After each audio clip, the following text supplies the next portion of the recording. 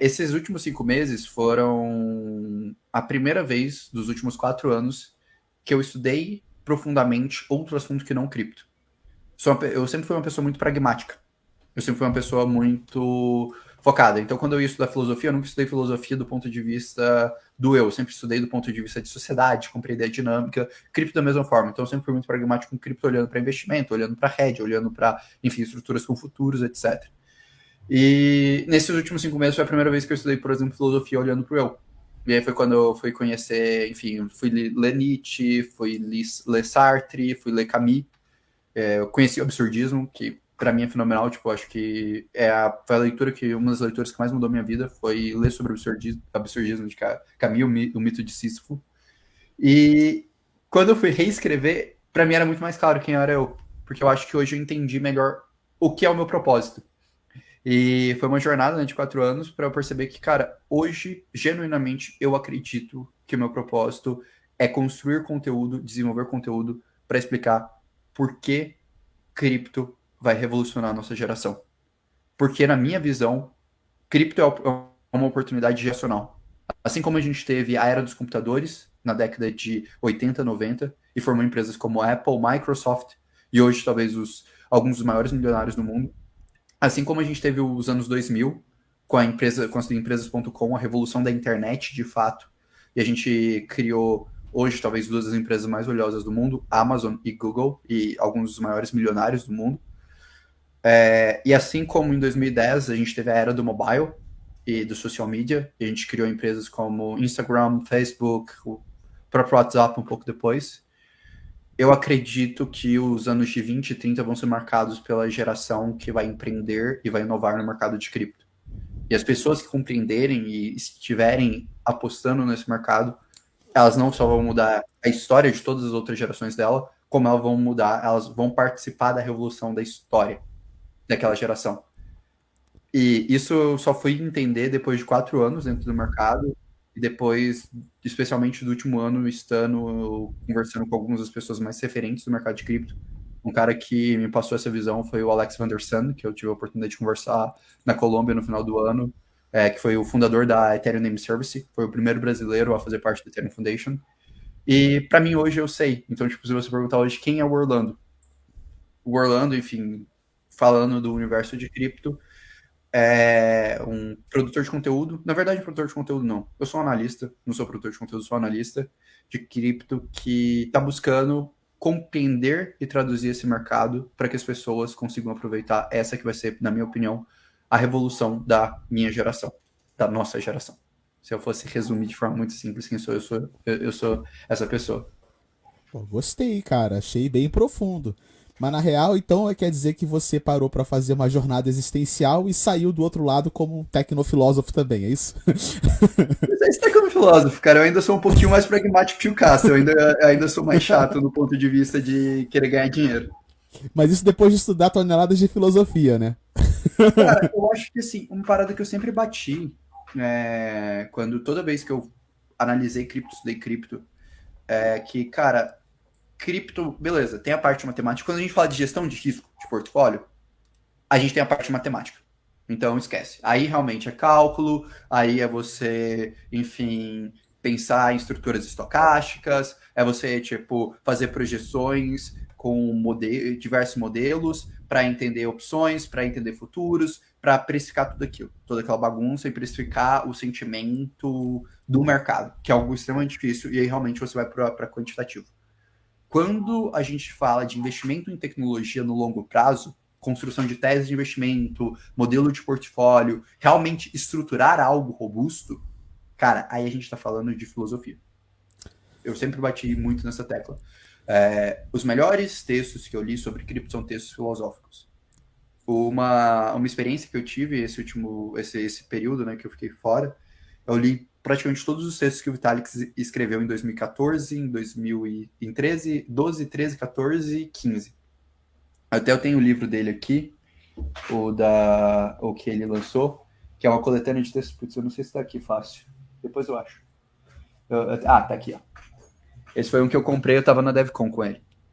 Que é enfim, é uma coletânea de textos. E aí é bem maneiro que Cara, esses textos antigos do Vitalik são muito bons, porque eles são textos puramente filosóficos.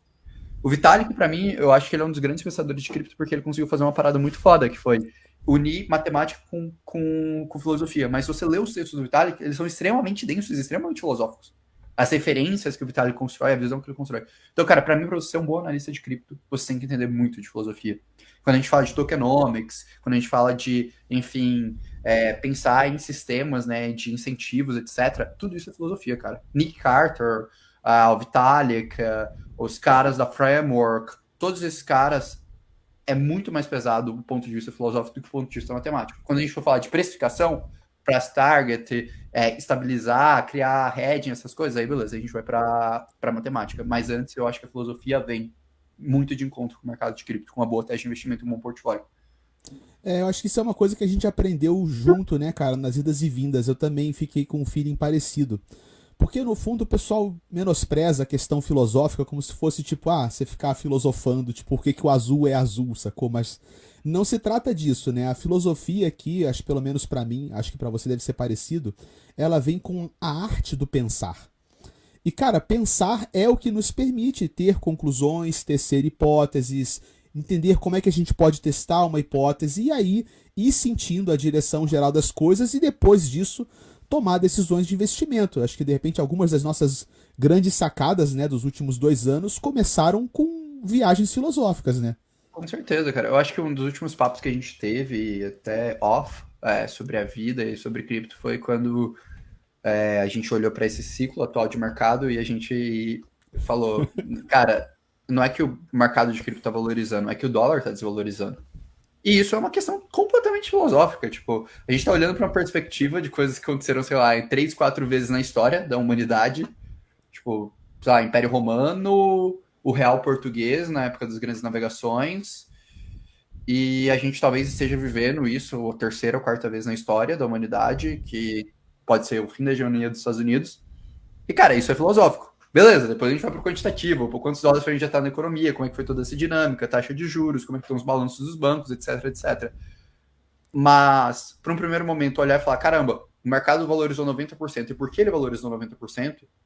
E não ficar pegado àquelas desculpas padrões do mercado, de tipo, é o ciclo do mercado, é porque falta um ano para o halving, e que, tipo, não existe naturalmente uma causalidade, uma consequência naquilo, não existe um fator causal que gera aquilo, você tem que ir para a filosofia. Então, tipo, por exemplo, esse insight é legal. A gente vira e fala, cara, talvez aqui o dólar esteja desvalorizando. E talvez não é que cripto esteja. E, tipo, isso para mim é um ponto muito interessante desse ciclo. Para mim, agora, o momento, essa última valorização, não é que cripto gerou o valor e por isso valorizou-se. O dólar perdeu o valor e as outras coisas preservaram o valor. Naturalmente, elas valorizaram. É que a gente associa muito a métrica monetária ao poder de compra. E não necessariamente. Quando a métrica monetária, dólar, perde capacidade de compra, as outras coisas se valorizam. Mas não significa necessariamente que você ficou mais rico. Na verdade, você só manteve a mesma quantidade de dinheiro. E você ter um insight como esse, não é um insight quantitativo. Não é um insight que o modelo quant vai te dar. É um Exato. insight histórico, social, filosófico. Envolve conhecimentos de história, de economia, de relações humanas e até uma certa liberdade criativa de pensar. Talvez acho que isso é uma coisa que a gente possa colocar, eu pedi perguntar para você nesse seu tempo que você se reinventou aí e tá voltando agora. Uma coisa que eu tenho amadurecido e que eu tenho trabalhado bastante, cara, aqui no meu canal, você tem acompanhado, trabalhado bastante com a tecnofilosofia, é que pelo menos eu, como tecnofilósofo, né, que é uma das minhas facetas, eu não quero dizer para as pessoas qual que é a resposta final das coisas. Eu simplesmente quero incentivar as pessoas a pensarem, cara, a quebrar padrões de pensamento pré-estabelecidos, a quebrar narrativas. Né? O nosso mercado ele é cheio de narrativas. A gente compra o token e compra a narrativa junto, e depois vira uma grande câmara de eco, todo mundo chilando aquilo que mais gosta para cima e para baixo, mas parece que não tem pensamento crítico, né? Dessa sua jornada, eu vou puxar o gancho, né, cara? Esse tempo que você passou estudando, revisitando e agora voltando, juntando cripto com filosofia, com seus novos aprendizados, qual que é a sua visão geral sobre o mercado cripto? Porque talvez fosse antes muito focado em investimento, agora para você cripto é mais que investimento, é um movimento, é uma oportunidade de construir. Dá pra gente a sua nova visão, cara, do mercado Cara, cripto. legal. Cara, eu sempre tive uma visão muito pragmática do mundo, necessariamente. Isso não para cripto, isso para vida.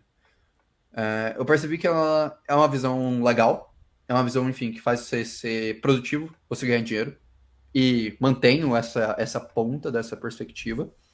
Então, naturalmente, eu ainda sempre vou encarar cripto como investimento. Eu ainda sempre vou pensar cripto, cara, como a gente ganha dinheiro com isso. E até entendo quando você fala, pô, cara, meu objetivo é fazer as pessoas pensarem. Maneiro. Acho válido, mas eu ainda acho que existe uma grande parcela do mercado que ela não vai pensar, assim como em todas as outras revoluções isso aconteceu, mas que ela também pode viver isso. E eu, particularmente, também quero atender essa parcela. Então, não é uma coisa que eu vou descartar, assim. Peraí, deixa eu só ajeitar isso daqui, senão isso vai cair. A gente E vai aí ter eu que vou fazer ficar... vários. Essa live vai ter que ser feita com ajustes. Aqui, cara, que improviso, né? Ainda bem que eu vou comprar a luz, é que a luz não chegou ainda. Enfim. Mas voltando. Cara, então eu acho que vai existir essa parcela natural. Então, primeiro, Orlando olhando o cripto como investimento. O que eu penso? Eu penso que a gente tem um mercado que vai crescer de 50 a 10 vezes nos próximos 8 anos. Hoje a gente tem entre 20 a 100 milhões de usuários de cripto, de acordo com o relatório recente da 16Z. E a projeção é que a gente atinja 1 bilhão de usuários de cripto até 2031. Então a gente está falando de um mercado que vai crescer entre 100 a 50 vezes. Cara, é muita grana. Estou falando que realmente você pode crescer 50 vezes seu capital se você investir nas coisas certas. Então, pragmaticamente, é um ótimo investimento.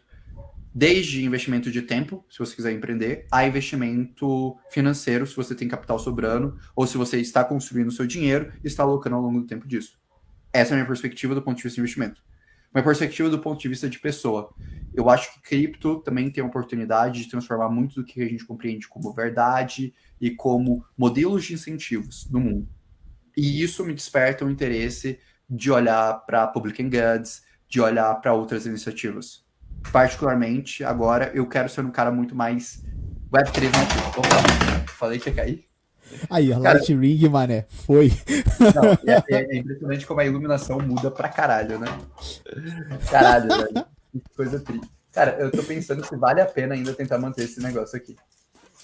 Eu acho que ele vai continuar caindo, cara, mas você fica à vontade pra tentar. Como disse o Tavinho, cara, você é de casa, você pode ficar de Velho. boaça.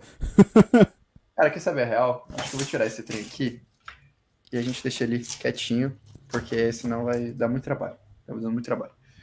Beleza. Vamos lá. E agora vamos falar então do ponto de vista pessoal. Cara, o que eu olho para cripto é o seguinte. Ajustar a câmera. Aí, pronto. Cara, olhando do ponto de vista pessoal, o que eu olho para cripto é o seguinte. Eu vejo que a gente tem uma oportunidade muito maneira de fazer o onboarding de inúmeras pessoas e de melhorar o modelo de incentivos que a gente tem na vida. Desde produtor de conteúdo, desde a forma que a gente lida com as pessoas que estão engajando, desde, tipo, cara, como a gente cria um sistema que construa mais confiança social. Um relatório que me tocou muito nos últimos meses foi o relatório da Accenture sobre a pré-crise e sobre o fato do paradoxo humano. Hoje, 80% das pessoas não confiam nas decisões que elas mesmas tomam.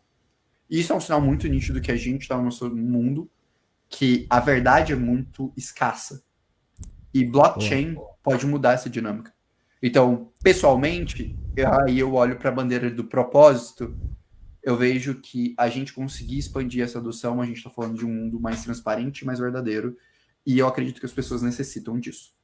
Então, beleza, a gente está falando de um mercado de 50 a 10 vezes de potencial de upside, e que com certeza outros cases vão valorizar muito mais, com nítidos sinais de potencial de adoção.